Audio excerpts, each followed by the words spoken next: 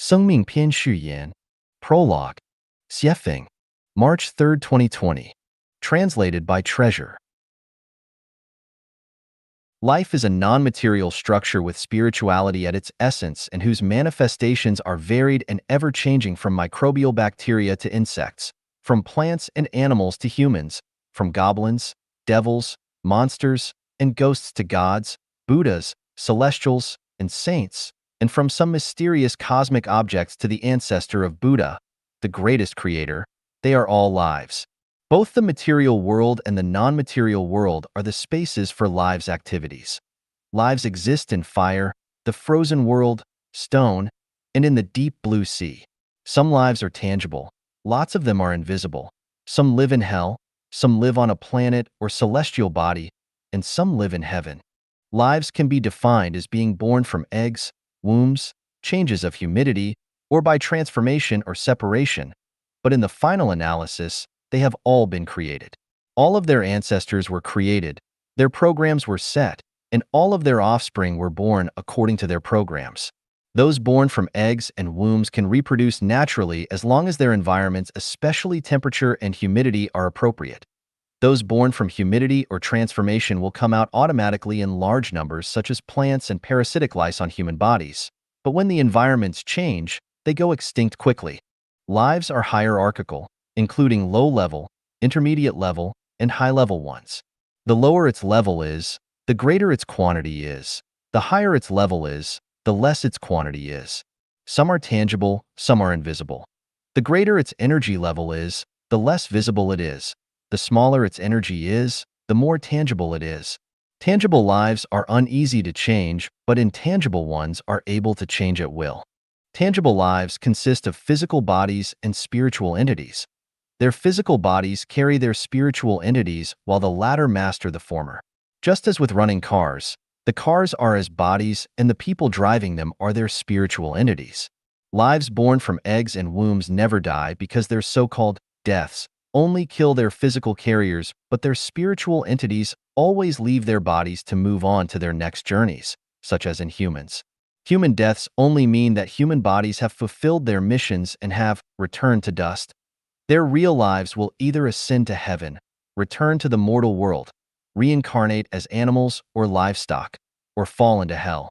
Lives born from humidity or transformations will perish thoroughly once they die. Humans represent intermediate lives of all lives, which are tangible lives. Some life forms are superior to humans, such as the ancestor of Buddha, the greatest creator, such as gods, Buddhas, celestials, devils, goblins, spirits. Of course, there are many lives lower than humans, such as wild and domestic animals, plants, microbes, and so on. Life forms can change, but whether they do so or not depend on their non-material structures. As their structures change, their forms change. If their structures remain unchanged, then so do their forms. This raises a very serious consideration for us. By being careless, human life structures can degrade to those of animals such as dogs and pigs, but by being careful, those same human life structures can elevate to those of goblins, spirits, celestial beings, or Buddhas. Once born into this mortal world, humans change every day. How one changes depends on their consciousness, and what one eventually changes into depends on the state of their immediate, pre-death consciousness. If one possesses a celestial's consciousness at that moment, then they will go to the fairyland world. A human consciousness, they will return to the human world. In an animal's consciousness, they will fall to the animal world. Human lives are not easy to attain, and their survival is hard. We need to rank the study and exploration of life's mysteries as our highest priority. Those who regard money, power, status, reputation, and beauty as their highest priorities cannot unseal their spiritual perception and will remain ignorant and confused forever. It is only by unsealing one's spiritual perception that they can understand the mysteries of life, and only by understanding those mysteries can one transcend to a higher life space.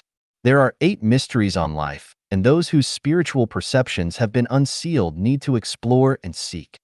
Note: definition of life and life.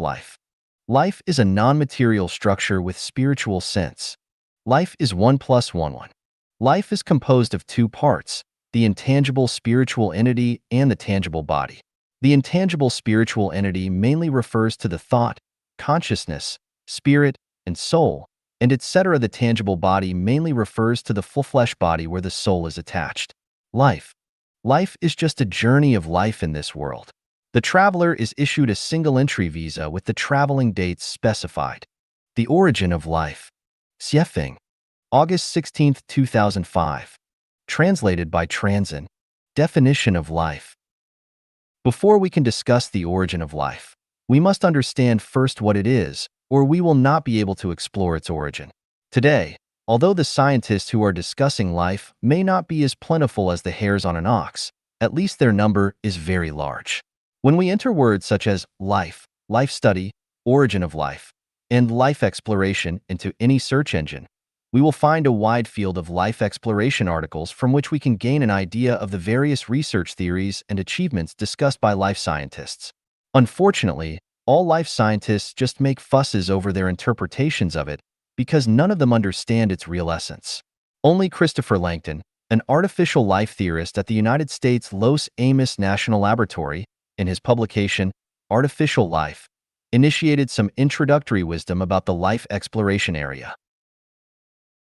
Some of his opinions broke through the limitations of traditional thinking patterns and took a small step toward understanding the cognition of life. For example, the essence of life lies not in its substance, but in its form. Then what on earth is life? Life is a non-material structure with spirituality. All substances are not life, but they can be carriers of life. As with a person's watch, car, house, and clothes, none of these are part of the person, but appendages and adornments of their life, and we cannot learn about them by simply relying on their appendages and adornments, nor can we know them by their age, appearance, height, weight, or other characteristics because all of these just show the material structure of their life carrier. It is very hard to understand non-material structures because they depend on our spiritual perceptions completely. They require extraordinarily sensitive spiritual perception to be seen. If one's spiritual perception is dull, it would be imperceptible in any way, but this does not mean that there is no way to understand it. I will give an example and hope it will inspire you to draw an analogy. As I send a fax from Harare, Zimbabwe, to my friend in Washington, D.C., his fax machine receives it almost immediately. The contents that he receives are nearly identical to what I had sent. My handwriting, the shape of the characters, and the line spacing are unaltered by his fax machine. However, the original copy is still with me and I can toss it into a waste paper basket as rubbish because it has accomplished its mission and has conveyed its message, soul, to my friend in America. Let us analyze what has happened. The origin copy never left my room, but my friend received the fax instantly, and only the paper and ink, the carrier of the information, has changed. How do you explain this? The fax machine used the photoelectric principle to transfer the information into audio signals and sent them through an electric cable to a communications central office which transmitted them to a satellite uplink transmitter. A satellite received and retransmitted them. Then the information was received by a satellite downlink receiver, sent to another central office, and finally sent it through another electric cable to my friend's fax machine which restored the information from audio signals into words and images. In this way, the soul of my original copy was sent to my friend. Here, we mainly focused on the audio signals, which are a kind of materials rather than non-material. However, they have their own characteristic structures which differ from other audio signals, such as their frequency, wavelength. If the structure has consciousness, then it will be a non-material one. When microscopic particle tends to be infinitesimal, it will not exist or move in the form of particles, and it will become a string, or even a superstring. Superstring is a non-material structure. In this sense, the essence of life lies in non-material structures rather than the carriers of life material. The essence of life is formless.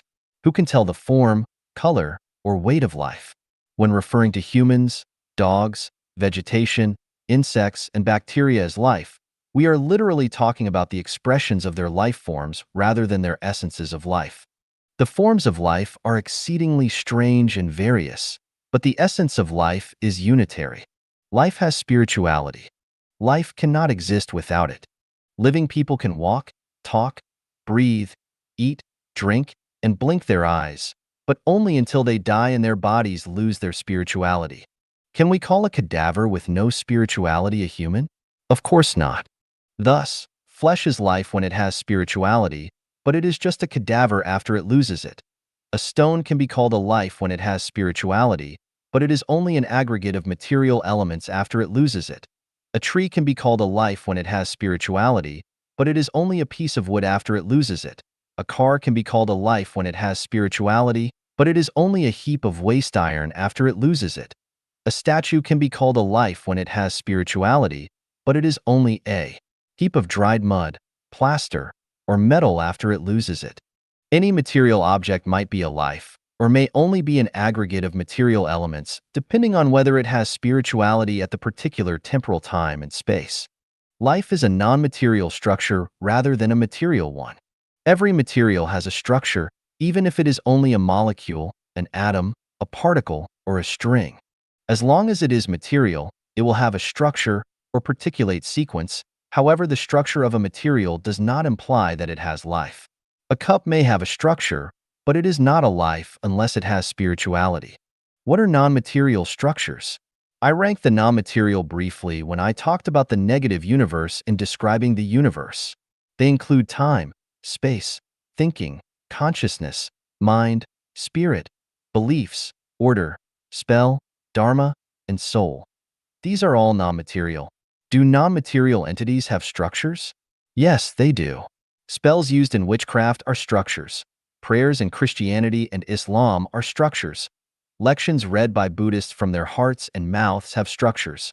Everybody's thinking are structures. The order of the universe, the law of physical movements, and progressive developments through time are structures too. All non-material forms have their own given structures, but this does not mean that all non-materials are lives. Only when the non-material structure has spirituality is it a life. Is a vegetative person a life or not? No, they are not a life until the non-material structure with spirituality returns to their flesh.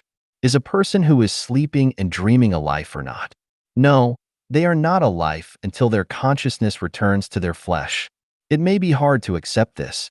Obviously, the people are still breathing. Their hearts are still beating. Their bodies are still warm. How can you say that they are not lives? Indeed, that is exactly what I am saying. If a car's engine is working with its headlights shining, maintaining a normal temperature, water circulating, and fuel burning, can we then say that the car is a life?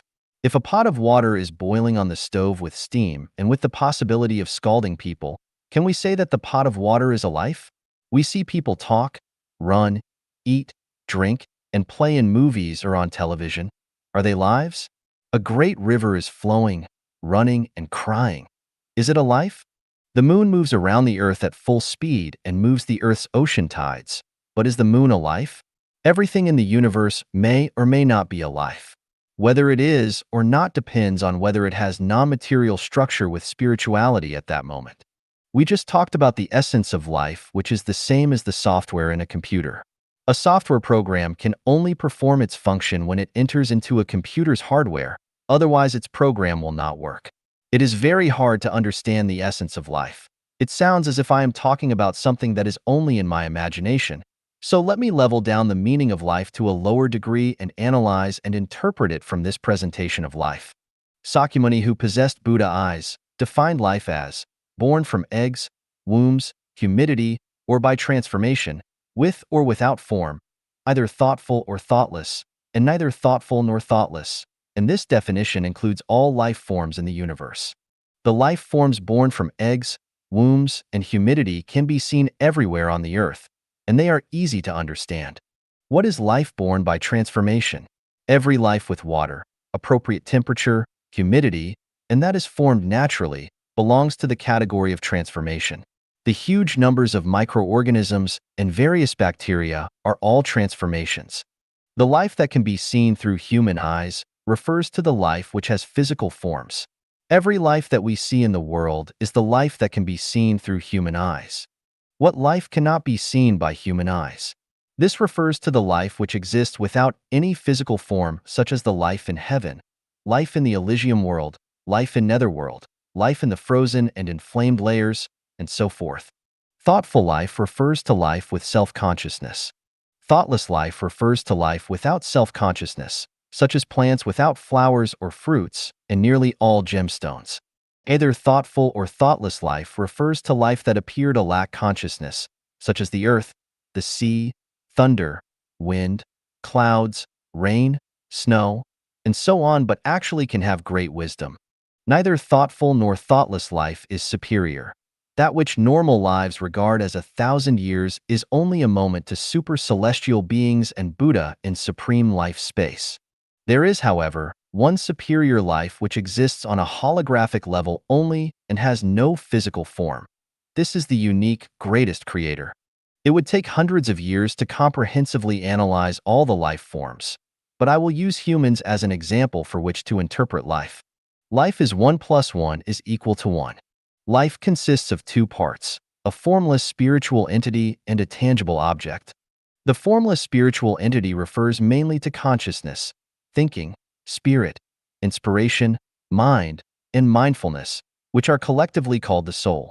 The tangible object refers mainly to the body to which the soul is attached, such as a person's flesh. A person is a life because he has consciousness, thinking, spirit, and some invisible and impalpable psychological activities, as well as a soul-attached body, such as the 5 sense organs and the 7 apertures in the human head, internal organs of body, trunk and limbs, skin and hair, nerve and blood, and so on. If a person is insensitive to burning when they put their hand into boiling water, to the pain of a thorn sticking into their skin, to the coldness of an icehouse, to the flavors of food, to starvation when they have not eaten for too long, to danger, to love and hate, to changing surroundings, or to anxiety and fear, then they are without a soul. Such a person does not exist at all. Although a vegetative person is still a person medically speaking, their souls have left their body and roamed into a space tunnel. Because of the maladjustment of the body, their soul cannot attach to its flesh effectively, and their thinking and consciousness cannot express themselves effectively. If we massage constantly at a certain acupoint of their body or call softly into their ears, we can bring their distant soul back. As the body changes and revives, the unconscious person becomes a normal person with life once again. Once a soul has left its body, that body will lose its vitality of life. As long as a soul stays within a body, that body will never die. Even if you remove a person's heart, drain all their blood, or even decapitate them, their life will still exist and they will not be dead. In the mythic novel, The Legend and the Hero, Prime Minister Baigon's heart was removed by Deji. He did not die right away because his consciousness, thinking, and psychosocial activity were still there. That is to say, his soul was still attached to his body so he could still walk and talk, but he breathed out his life immediately when he heard Deji, who disguised herself as a person selling vegetables, say, "Vegetables without hearts can live, but humans without hearts must die." Why? Because Deji's words sealed off his thinking and compelled his soul to leave his body. When the soul left the body, he was dead. An experiment was once conducted on a prisoner who was condemned to death. A guard explained, "You have been sentenced to be executed immediately. You are to bleed to death, and we expect you to cooperate." They tied him onto a bed with his eyes covered and leaving one arm hanging over the side above an empty bucket beneath it. Then, they pretended to cut his wrist with the dull side of a knife, meanwhile dripping water into the bucket beside the bed. The sound of dripping kept pounding in the prisoner's ears. Over tens of minutes, the continuous dripping noise waned gradually, leaving only the ambient room noise in the air. Then the sound of the dripping disappeared completely. With the disappearance of the dripping sound, he was found to be dead. What made the prisoner die? His wrist was not cut and none of his blood had been shed. What caused this death was conventional thinking. I was sentenced to death. My blood all left me. No one can live without blood. Ergo, I must be dead. As a result, death followed very soon. During China's SARS outbreak, the Sohu News Agency reported this story. In order to find out the source of the SARS virus, government agents went to Guangdong to investigate some restaurants and attached a tracking device to one of the animal traders. One time, this animal trader bought lots of snakes from a market to sell to a restaurant. Because they were very familiar with each other, and the animal trader had nothing to do after his transaction was finished, he decided to help the cook to cut the snakes. As he was cleaning himself at the end, one of his fingers was caught by a snake's head. Although his life was not in danger after prompt medical attention, his finger that was bitten by the snake's head became disabled. We are not going to discuss the source of the SARS virus or the finger of the trader, but our concern is how the dead snake could take revenge and bite the finger of the trader after it had been dead for many hours. It could still take revenge after its body had stopped functioning because its consciousness and psychological activity still existed within its body. It had not died. This case proves that as long as a soul does not leave its body, even if its body is cut into pieces, its life will still be there. Buddhists consecrate tooth relic of the Buddha. People visiting ancestral graves like to burn incense, kowtow, which are regarded as performing conventional activities to express admiration and grief. Wise people understand that tooth relics of the Buddha are actually the whole body of the Buddha. As with a dressing room mirror that is broken into many pieces, you can still find your reflection in any of them. They burn incense and kowtow to their ancestors because they are afraid that their ancestors' souls might still be attached to their bodies, and that if they stop respecting them, then they will feel guilty from bad consciences and will also be afraid of the spells that their ancestors might cast upon them, the ill retribution from them. A mystery of the Egyptian pyramids is that all those who have been involved with the ancient rulers' tombs, regardless of their methods or motives, as long as they dug the tomb of a pharaoh or disturbed the peace of one, would be punished, usually by sudden death. More than 40 archaeologists had died successively. The curator of the Cairo Museum died suddenly after being involved with an Egyptian burial mound and a mummy. Kammerer achieved success by exploring Tutankhamun's tomb and then died of a rare but serious disease. Archaeologist Emery had examined ancient tombs until he became totally paralyzed and died suddenly. Professor Dormethrin entered the tomb to copy the inscriptions and also met a tragic death. Why did these things happen? Because the pharaoh's souls never left their bodies. Pharaohs believed that they would be brought back to life at the proper time. So they went nowhere and waited and guarded, day and night. If people dared to disturb them at any time, they would punish them. Once encountering a tomb whose soul has not left its body, most tomb robbers will suffer serious illness and die suddenly, while the rest might lose their families at least. Let us view some scenes in many movie stories.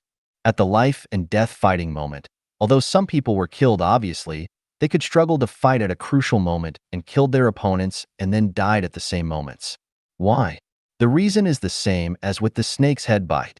Cancer, leukocythemia, AIDS, SARS, and other diseases kill people's thinking and consciousnesses first and then kill their bodies. People know that their likelihood of surviving from any of these incurable diseases is very slim once they contract them, so their consciousnesses collapse first. The collapse of their defense line will inevitably lead to overall weakness and a maladjustment of the body, which in turn further strengthens their acceptance of death, and only it awaits them in the end. Some wealthy people like to be examined regularly. They believe that if they diagnose a disease in its early stage while it is still curable, then they will be more able to survive it, but they do not appreciate the danger of this. If their examination report shows a healthy body, then everything is okay. Unfortunately, however, should an incurable disease be discovered, they could be digging their own grave. In fact, people's bodies have self-defenses with disease-fighting functions. Many diseases just come and go. They occur silently and disappear equally silently. Those who simply ignore them often go on with their lives without even knowing about them. But once they are discovered and taken seriously, they tangle their victims relentlessly till the end. There was a case at a Chinese hospital where two patients' examination reports were exchanged accidentally. Sadly, the one who was not too sick snuck into his doctor's office where the case reports were stored and found the wrong case report with his name on it. At the sight of his report, he felt dizzy and chilled instantly, struggled back to his ward, and totally collapsed because his examination report said terminal cancer. Meanwhile, the sister of the patient who actually did suffer from terminal cancer also snuck into the office to check her brother's condition. She was wild with joy when she saw that her brother's report said normal. She took it out happily and brought it to her brother. As soon as he read it, he could suddenly sit up and exclaimed, "These doctors are jerks. They only want my money. Let's go home." He held his sister's hand and left the hospital cheerfully like a healthy man without even checking out. The importance of consciousness, thinking, and psychological activities. Souls are fundamental. They prove that the deaths of living creatures means the death of their souls first of all. The deaths of their fleshes are caused by the deaths of their consciousness, thinking, and psychological activities, which represent exactly their souls. People who die out of shame, fear, or anger are actually killed by their own souls. A shameless person never dies from shame. A courageous one never dies from fear, and a tolerant and broad-minded individual never dies from anger. Seth said, "Physiological symptoms are communications from the inner self which indicate that we are making mental errors of one kind or another, and such is the case. When our consciousness, thinking, and psychological activities are functioning abnormally, our bodies become dysfunctional and maladjusted, which is the reason why so many people need to self-refine." Taoists are second to none when it comes to talking about good health and long life. One who seeks Tao can most easily cast off their worldly involvements and treat their life from a higher level. When their self-refinement makes their consciousness, thinking, and psychological activities realize that as long as there is a soul, there is a life, then they are able to become celestial beings. Buddhists' understanding of life is at a higher realm because they understand that although souls consist of consciousness, thinking, spirit, and psychological activities, there cannot be a life without a physical carrier body, but they can attach themselves to other objects to form other new lives. Souls can go to the Elysium world directly and enjoy the supreme pleasure of life when self-refinement reaches a profound level by ridding themselves of the constraints of normal thinking completely. By supreme self-refinement, I mean self-refinement of consciousness and thinking. The self-refinement which aims towards supernatural power is at a lower level. Eminent Buddhist monks never take supernatural power seriously. However, many things grow in gardens that were never sown. Jesus and Sakyamuni considered how to save all living creatures. Yet in the end, both of them obtained supreme supernatural power. In postscript, I have written, "Unbearable cold.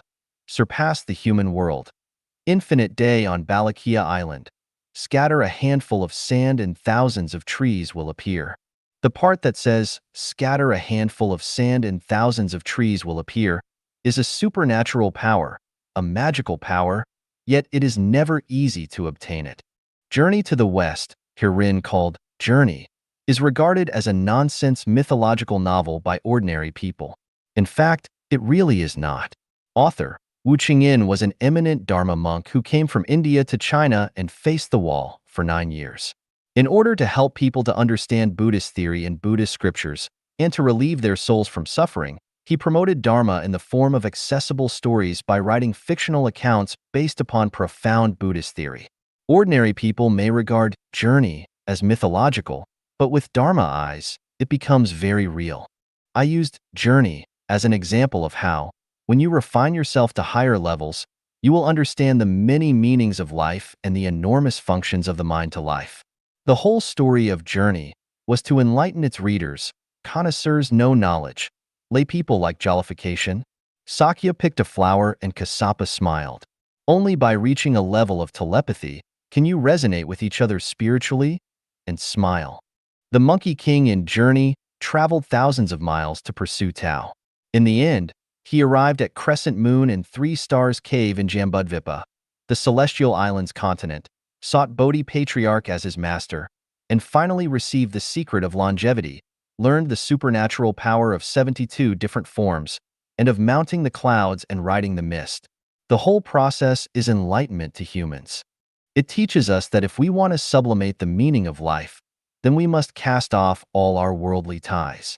The birth of Monkey King from rocks tells us that it is only by disassociating from our families and affections in our conscious thinking and psychological activity, and by ridding of all our constraints that we can gain the chance to advance to the supreme life space. If we merely consider being patriotic, upholding the honor of our ancestors, and other worldly affairs, then we will stay at the same mortal level forever. It informs us that once we determine to pursue Tao, we must overcome all hardships and be very persistent, just as Sakyamuni sitting under the Bodhi tree would not rise until he was enlightened. This is the only way. It enlightens us learn that no trees can bear ginseng fruit on the earth. Well then, where is the Wuzhuang temple? It is definitely not in the mortal world. In this sense, we must expand our view of thinking into the vast universe, surpass the limitations of space and time, and enter into another space to discover the mysteries of life in the distant heaven. Wukong's master wanted him to learn the knowledge of art, circulation, and movement. Wukong asked, "Will this knowledge make me immortal?" Master replied, "No," and Wukong said over and over again, "Then, I don't want to learn these three skills." This tells us that profound knowledge does not exist in these three types of knowledge, which are actually different levels of supernatural powers. If we restrict our thinking and consciousness to the level of art, we will never arrive at the other side of life. Wukong's refinement at Crescent Moon and Three Stars Cave was actually that he had uplifted himself with the knowledge of the soul, including thinking, consciousness, spirit, and psychological activities. When we grasp the secrets of soul and life, then 72 different forms, or even 1,000 kind of transformations, are not difficult. It is not fanciful to mount the clouds and ride the mist, or rise to heaven and fall to earth.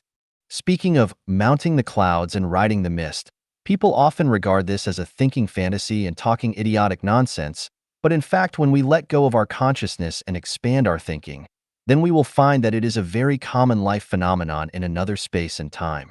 Consider astronauts in spacecraft and consider the footprints left by those who flew to the moon. Then suppose that the moon is smaller than its actual size. Half its size, one-third its size, down to a sphere as small as a football field. In these cases, could people have flown there? Or suppose the size of the Earth remains, but its weight is reduced to 5 metric tons. Could you then mount the clouds and ride the mist? Then, suppose that your weight is not 70 kilograms, but 20, 10, or 1 kilogram, or 1 gram, or even as light as a feather. Could you then mount the clouds and ride the mist? You should know that the spiritual entity, soul, which constructs life is weightless. Without a spiritual entity, soul, there is no life, but without material form, there is no life either. Life requires both. Life is 1 plus 1 is equal to 1. Not 1 is equal to 1 and not 0 plus 1 is equal to 1. Spiritual entities can exist alone and material objects can exist alone. When spiritual entities and material objects exist separately, there is no life. It is only when the two are combined together that life generates.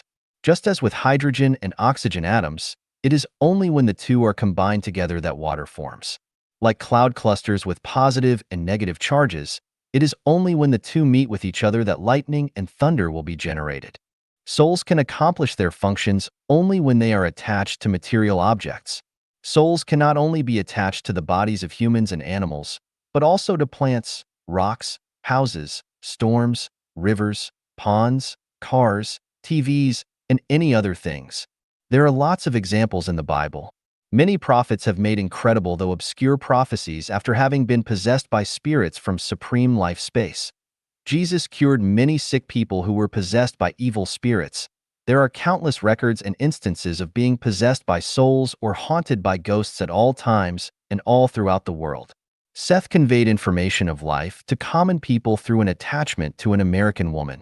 There are many examples of souls becoming attached to lightning. Here are 2 examples. In 1899, a man was struck dead by lightning in his courtyard. 30 years later, his son was killed in the same way and at the same place. On October 8, 1949, his grandson was struck dead by lightning in the same courtyard. 3 generations were struck dead by lightning in the same place. These phenomena are clearly a spirit's revenge through the use of lightning. A Canadian major, St. Mary May Ford, was struck by lightning. The same thing happened to him in 1924 and he became partially paralyzed, and again in 1930 and he became fully paralyzed. He died 2 years later, but his tomb was struck into pieces by lightning in June 1934. An article compiled by Xiaoya is a perfect example of a soul attached to a car.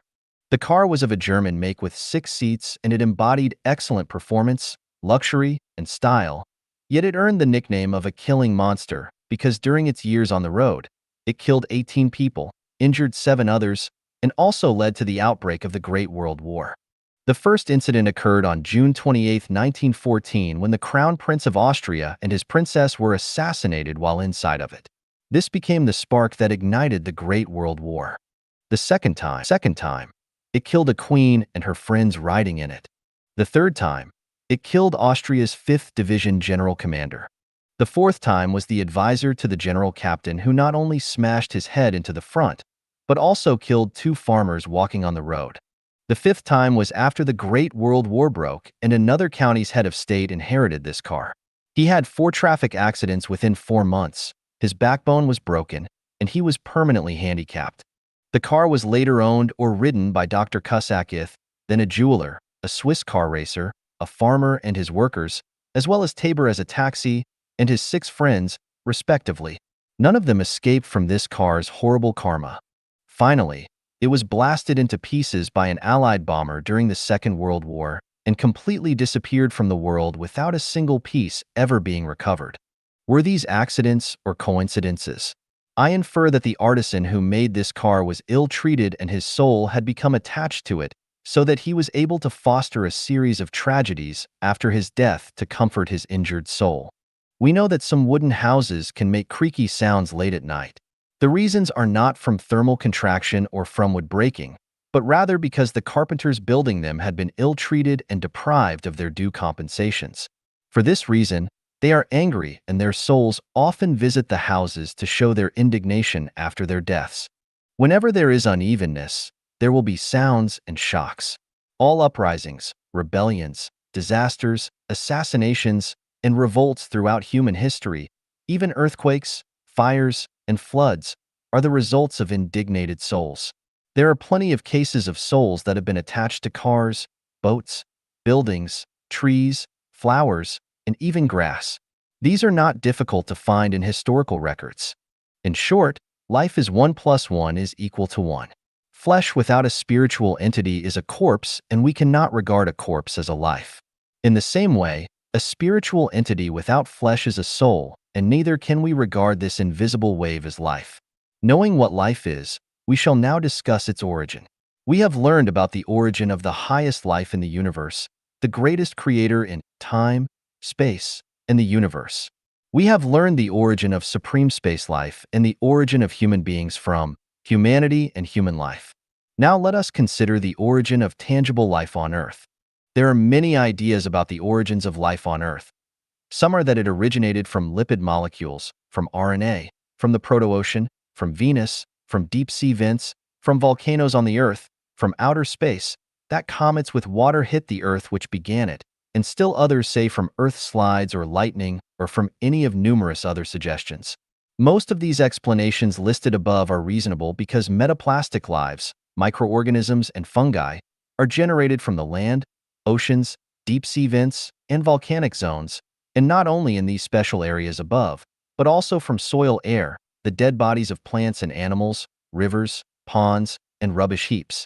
Trillions of them form and die daily, regardless of what the weather conditions are, and as long as the environmental conditions keep changing, new species will be generated. It can be said that the growth of populations, pollution of the environment, aggravation of the greenhouse effect, and the expansion of the hole in the ozonosphere will generate the new species, even in new bacteria expanding in large scales. Vast amounts of new bacteria may stop the ecology from worsening further, or they may lead to great disasters and plagues for humanity, perhaps much worse than even Europe's Black Death in the late Middle Ages. Unlike the SARS transmitting among humans, it may contaminate millions of people simultaneously. Besides metaplastic life, hygroculous life can randomly generate from within the earth. As long as there is water, the molecular structure of soil will change and generate new life. Moss, lichen, and grasses are generated thusly. Let us focus on animals, insects, trees, and flowers, and see what the origins of these life forms are. Before we continue, please reread The Greatest Creator of Life Genuine. It will be very difficult to understand the origin of life if you do not read this book first, for it is only when we recognize the greatest creator's position properly as the highest life in the universe that will we be able to clearly understand the origin of life. The universe did not start with a Big Bang. Today's galaxies and star systems are different from those of antiquity. Every heavenly body and galaxy in the universe has its own origin and function. As we know from fundamental physical knowledge, the total amount of energy in the universe is fixed and never varies, and perpetual motion machines are unreal. Inevitably, the motion of the moon, the earth, and the stars need to be powered by some force. But where does the primordial motive power come from?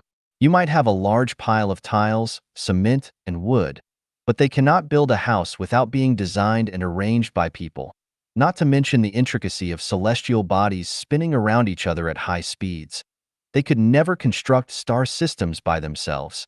Our solar system came into being 4.5 billion years ago due to extended painstaking efforts of the greatest creator, gods, and celestial beings.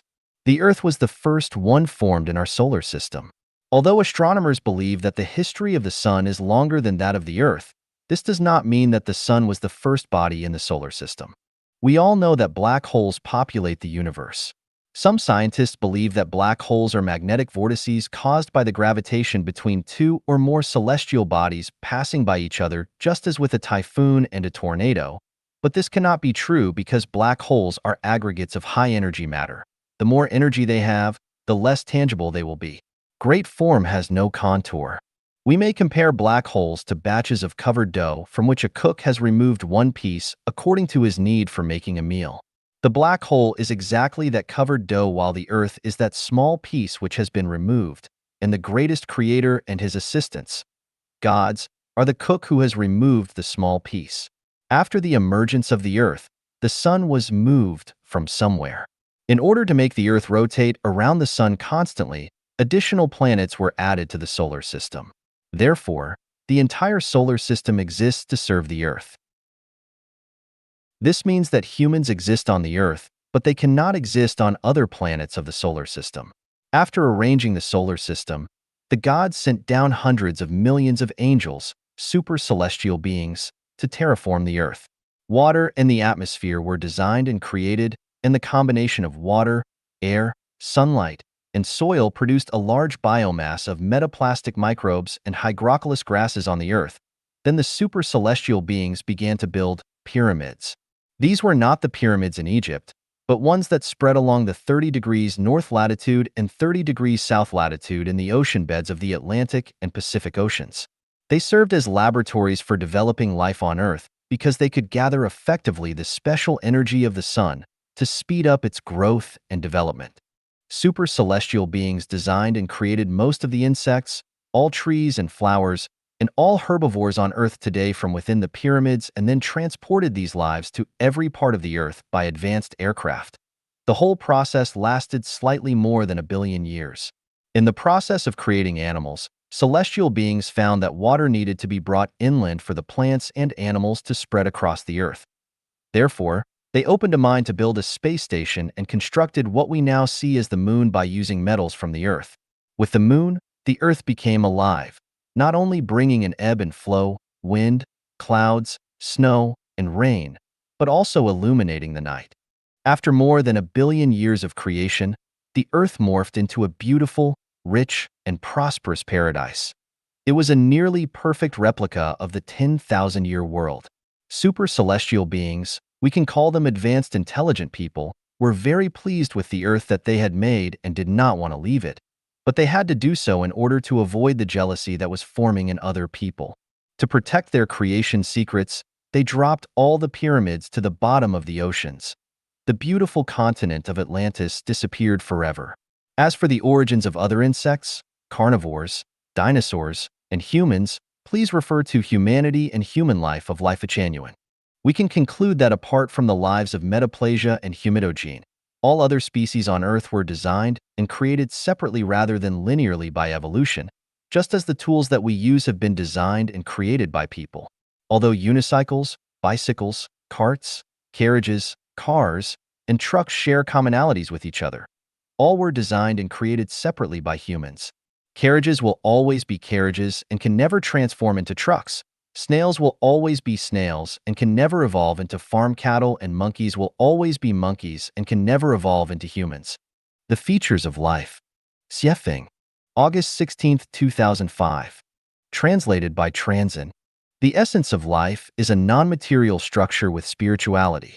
To make life dynamic and expressive, its non-material essence must be embedded within a specific material structure with the help of energy. We will regard the features of life in this sense. There are 8 features of lives on Earth. They have form, consciousness, spirituality, vitality, birth, metabolism, death, transformation. Those things which have these 8 features are lives. Those that do not are not. Let us consider some examples. People are lives because they have forms which are visible, touchable, and occupy space. They have consciousness and are able to respond to changes in their objective material worlds and form ideas by perceiving messages from their eyes, ears, noses, tongues, and bodies, and transforming them into thoughts that guide their words and deeds. They have spirituality and souls are only its foundations, things such as their yearning for better futures, revering the greatest creator, worshiping gods and Buddha, loving nature, and selfless devotion to humanity are expressions of people's spirituality. They have vitality so they can move, walk, sit, lie, work, and create. They experience birth, whether from their mother's womb or even by being cloned. They have beginnings. They have metabolisms which are illustrated by their processes of birth, childhood, young adulthood, middle-agedness, and old age. They die. Nobody lives forever, and everyone has the same ending, death. They transform. According to the principle of the conservation of matter, human bodies absorb energy as they grow through life, but their flesh is absorbed by microbes after they die and is converted into other energy. From the perspective of eternal spiritual bodies, human spiritual entities are non-material informational structures, and after they die, they enter into the horizontal time domain and begin new rounds of a life cycle in another space-time dimension. Nobody would deny that people are lives, but what about livestock, wild animals, flying birds, and even fish? Needless to say, they are all life and have consciousnesses. Some may have doubts concerning their spirituality and transformations, but in fact, you can find that animals have spirituality if you observe and pay close attention to them. For example, dogs and cats like to win attention. Parrots often imitate sounds. Horses do not commit incest. Dolphins play with people. All these phenomena prove the spirituality of animals. In addition, there are stories of animals showing gratitude, the tricks of circus animals, the strange attention-getting courtship rituals of animals, the noble, self-sacrificial spirit showed by some animals to avoid species extermination, and many others, all indicate that animals have spirituality. As for the transformations of animals after death, they only appear in the narrations and descriptions of myths and fictional stories. Humans still do not understand them from the perspective of science, which shows that science has not yet developed to a sufficient level and that human thoughts have not reached the level of such understanding. Why are there fewer and fewer animals and more people on the earth now? In fact, most animals transform into people. By analyzing people's habits, we find that some people are naturally cruel because they have transformed from tigers, wolves, leopards, and other carnivores. Some are timid because they have transformed from small herbivorous prey species. Some are naturally stubborn but loyal and reliable because they have transformed from cattle, sheep, and other livestock. Some are born cunning because they have transformed from foxes. Some are born clever, good at temporizing, and flattering because they have transformed from domestic dogs. Then, what about the insects and microorganisms, henceforth called microbes? Of course, they are lives too. About the spirituality of insects, please read The Entomological Memories, written by the famous French entomologist Henri Fabre. This 10-volume, 400 million word monograph is filled with lively, vivid descriptions about the spirituality of many insects. In fact, if we observe carefully, dung beetles shaping manure into balls to carry home, the tacit teamwork of ants and bees, and the movements and skills of flies mating, we find that insects certainly have spirituality. As for the transformations of insects and microbes after death, they all belong to another space, world. Though insects and microbes are closely related to people, the nature of their lives is extremely different from ours. There are no transformations between them and us. That is, people will not become insects or microbes, nor vice versa. Now let us consider whether plants have spirituality or not. I will start by referring to some instances from an article on the web. Lagerstremia indica plants in the Nan Hua Temple on Tiantai Mountain have leaves and branches that actually swing when people touch them. Mimosa draw their leaves back when they are touched. Dancing grass is so named because it has small leaves that keep dancing after the wind stops blowing. During the war against Japan, a large number of bamboos around China bloomed suicidally. The bamboo would die soon after blooming white flowers. During the late 1980s, after the Jianghuai flood in the spring, the local bamboo also flowered, which predicted the summer floods and proved the local proverb that says, "Floods will come when bamboos bloom flowers." Clivia never bloom around troubled or inharmonious families, but do bloom in advance to announce good news and when happy events coming. Oaks will blow themselves up when loggers come, and carrots will quiver in fear when rabbits enter their fields. Ammeters have shown that tequila plants with palm shapes react to people's psychological feelings and even trace their owners' daily feelings of safety, danger, joy, and anger. If plants that are fond of light are planted in dank places, they become disgruntled and do not grow well, but if ombrophyte are planted in sunny places, they will become frustrated and even die. Some plants release poisonous gases. Evening primrose can make hospital patients with hypertension and heart diseases feel uncomfortable, and some plants can make the people whom they dislike become allergic and fall ill. Grapevines planted next to pine trees do not bear fruit, but ones planted next to elms bear sour fruit.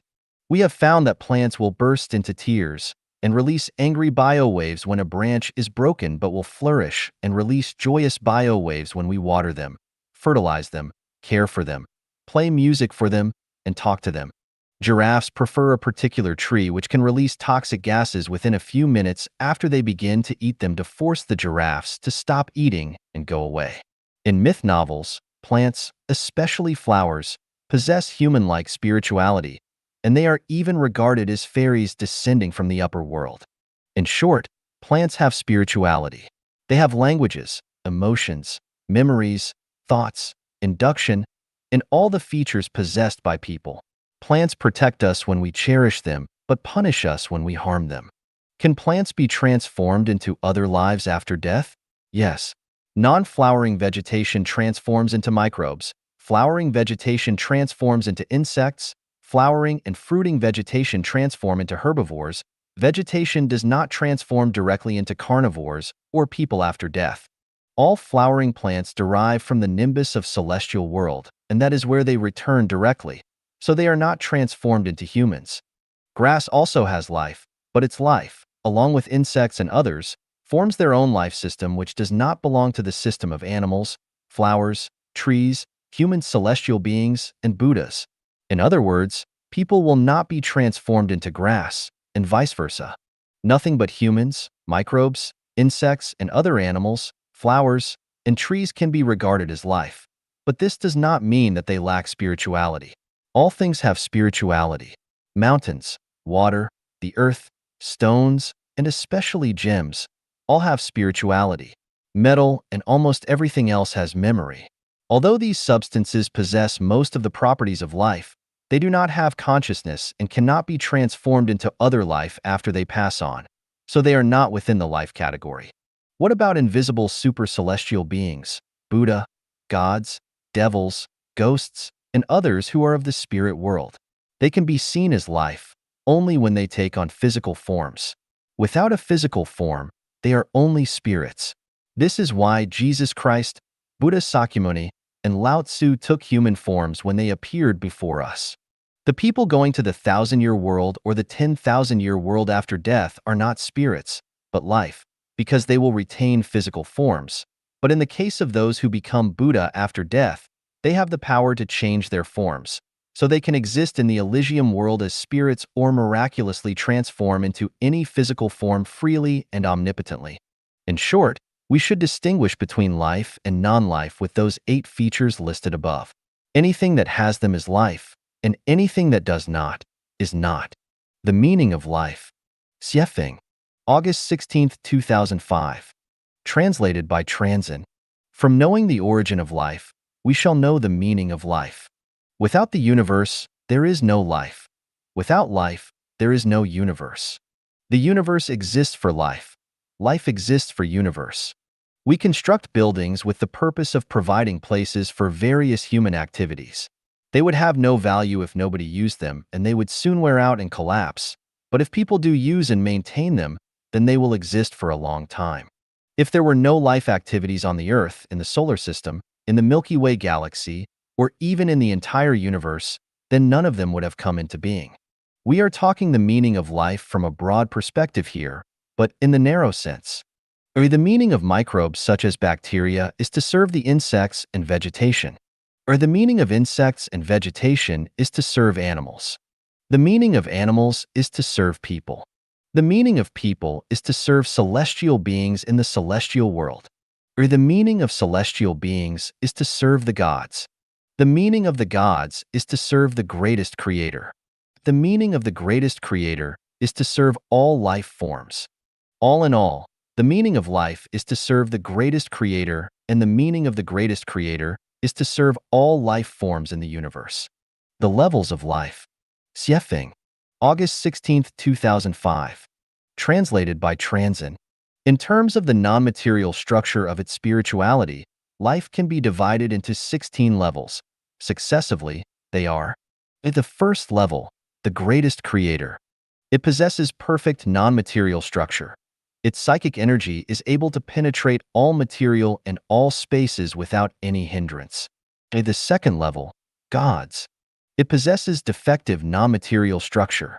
Its psychic energy is able to penetrate all materials and most spaces, but cannot enter into the zero world and cannot compete with the greatest creator.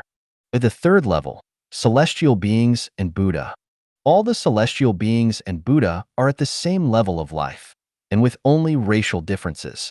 Based on their magical power, celestial beings can be divided into the following categories: super celestial beings, deity celestial beings, land celestial beings, human celestial beings, ghost celestial beings.